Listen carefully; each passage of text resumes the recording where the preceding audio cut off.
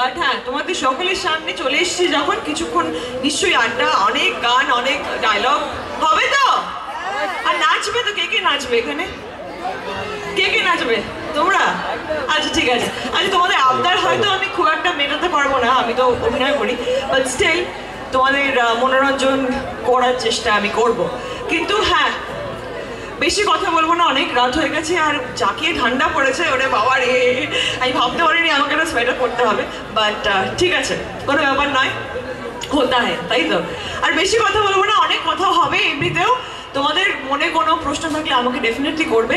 যাত্রা আমি শুরু করি, এবং তোমাদের অফুরন্ত ভালোবাসা পেয়েছিলাম, হৃদয় পেখমের জুটি, অফুরন্ত ভালোবাসা পেয়েছিলাম। তারপরে ফেলনায় বেনির চরিত্রে তোমরা আমাকে এত অ্যাকসেপ্ট করেছিলে, তার ডায়লগও আজকে বলবো ডেফিনেটলি। তারপরে এক এক করে আমি ডিসাইড করলাম যে একটু অন্যরকম চরিত্র করি, একটু নেগেটিভ করি, একটু মানে ডানপিনের চরিত্র করি, পজিটিভ চরিত্র তো খুব ইজি। তারপরে আস্তে আস্তে মন ফাগুনের নেত্রা, একা দোকার কমলিনী, কিংবা তুমি যে আমার মায়ের রিধিমা, বা কোন গোপনে মন ভেসেছে রহনা, বা আকাশ কুসুমের ঋতুজা, তোমাদের আশীর্বাদে, তোমাদের ভালোবাসায় অনেকটাই পথ চলেছি, আরো অনেক পথ চলবো, এটাই আমি আশা করছি। যা কিছু করি আমার ফিউচারে, আমি চাইবো তোমরা আমার পাশে থাকো, তোমরা আমাকে ভালোবাসো, তার জন্য। আর বেশি কথা এখন বলবো না, ডায়লগ তো ডেফিনেটলি বলবো, কিন্তু তার আগে তোমরা সবাই এখানে ওয়েট করছো একদম খোলা আকাশের নিচে। এমন চরিত্র ছিল যেটা আমার কাছে ইন্সপিরেশন, যেটা থেকে আমি অনুপ্রাণিত হয়েছি অনেক অনেক বিষয়, এবং যেটা আমাকে অনেকটা পথ চলতে, অনেকটা শক্ত হতে জীবনের পথে আর কি। অনেক বাধা তো আমরা ফেস করি প্রতিদিন, কিন্তু সেটাকেও প্রত্যেকটা প্রতিকূলতাকে পেরিয়ে একটা অন্য ধাপে পৌঁছে যেতে, একটা অন্য ডেস্টিনেশনে আমাকে হয়তো সে ট্রান্সপোর্ট করেছিল এই একটা চরিত্র। তো সেখান থেকে একটা ডায়লগ তোমাদের সকলের জন্য। পূর্বপুরুষ কিংবা উত্তর পুরুষ এই শব্দটা আপনারা শুনেছেন, কিন্তু পূর্ব নারী কিংবা উত্তর নারী এই শব্দটা কখনো শুনেছেন? শোনেন, আমিও কখনো শুনিনি। কেন জানেন? কারণ এরকম কোনো শব্দ এই পৃথিবীতেই নেই। আমার বাবা, ঠাকুরদা, আমার ভাইও জাদুকর হবে, শুধু আমি হব না। কেন বলুন তো?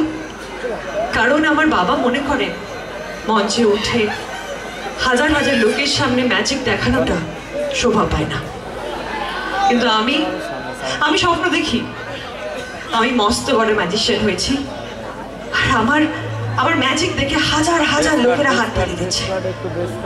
তাহলে কি স্বপ্ন দেখাটা অপরাধ? মেয়েদের স্বপ্ন দেখাটা কি সত্যি অন্যায়?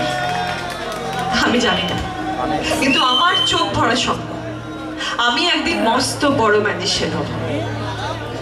আর আমার এটাও বিশ্বাস যে একদিন আমি এমন একজন মানুষকে পাবো যে আমার বাবার মতন মেয়েদের খেলনা মনে করবে না, যে আমার স্বপ্ন পূরণ করতে সাহায্য করবে। কারণ আমি আমার স্বপ্ন কিছুতেই ফেলনা হতে দেব না, কিছুতেই না। Thank you. অ্যাকসেপ্ট করেছে, কিন্তু কিছু কিছু সময় হয় না যে কিছু খারাপ কমেন্টস, কিছু খারাপ কি করছো তুমি, এরকম সংসার আগুন ধরাচ্ছ তুমি, এরকম, হ্যাঁ তুমি শয়তান, এসব শুনতে শুনতে একটু মাঝে মাঝে ডিপ্রেস লাগে। তো এরকমই আমার সাথে হয়েছিল। কিন্তু কোন গোপনে মন ভেসেছে একটা এমন ধারাবাহিক যেটা আমাকে বুঝিয়ে দিয়েছে যে আমি শয়তানি করলে শয়তান, কিন্তু আমার শয়তান না থাকলেও আবার শয়তান কেন নেই, সেটা মানে আমার জায়গায় কাউকে হয়তো দর্শক অ্যাকসেপ্ট করতে পারেনি, এবং সেটার জন্য অনেক ভালোবাসা তোমাদের সবাইকে। এবং আমরা যারা অভিনয় করি তারা সবসময় চাই যে কোনো ভালো চরিত্র যাতে আমাদের কাছে আসে, সেটা যে কোনো চ্যানেলে হতে পারে, যে কোনো কাজ হতে পারে, সেটা ছোট কাজও হতে পারে, কিন্তু কাজটা করে at the end of the day যদি আমরা খুশি না হই তাহলে সেটা করে কোনো লাভ হয় না। তো অনেক কিছু হয় আমাদের সঙ্গে, এবং কিছু পিছন দিকে না তাকিয়ে সামনে এগিয়ে যেতে হয়, বাট কোনো ব্যাপার নয়, অনেক পলিটিক্স হবে, অনেক কিছু হবে, কিন্তু তুমি যদি সৎ থাকো আমার মনে হয় সবকিছু ভালো হবে at the end of the day। তো অহনার একটা ডায়লগ তোমাদের সকলের জন্য।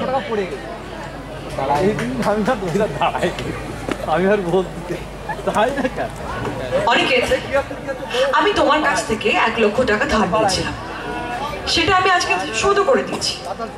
শ্যামলীর এত প্রশ্ন কেন আসছে? হ্যাঁ, আমি একটা শো পেয়েছি, সেটা কিভাবে পেয়েছি, কেন এত টাকা পাচ্ছি, কে এত বড় একটা শো আমাকে দিল, 1,00,000 টাকা কেন দিল, এই সমস্ত প্রশ্নের কৈফিয়ত আমি ওকে দেবো না কেন? মানুষ ব্যাংক থেকে লোন নেয় না, সেই লোন শোধ করে না? আমিও সেটাই করেছি। ওই ব্যাংকের লোক তো জিজ্ঞেস করে না যে দাদা আপনি চুরি করেছেন নাকি ডাকাতি করে শোধ করেছেন। আর শ্যামলী, তোমার যদি আমাকে নিয়ে এত প্রশ্ন থেকে থাকে তাহলে যাও পুলিশের কাছে, যাও, ইন্টারোগেশন করো, ইনভেস্টিগেশন করো, যা ইচ্ছে করো, কিন্তু আমার ব্যক্তিগত পরিসরে এভাবে ট্রেসপাস করার অধিকার তোমার নেই। আর আমি আশা করবো অনেকে তুমি এর প্রতিবাদ করবে, কারণ আমাকে না ও একেবারে ভয় ভয় এই বাড়িতে রেখে দেয়।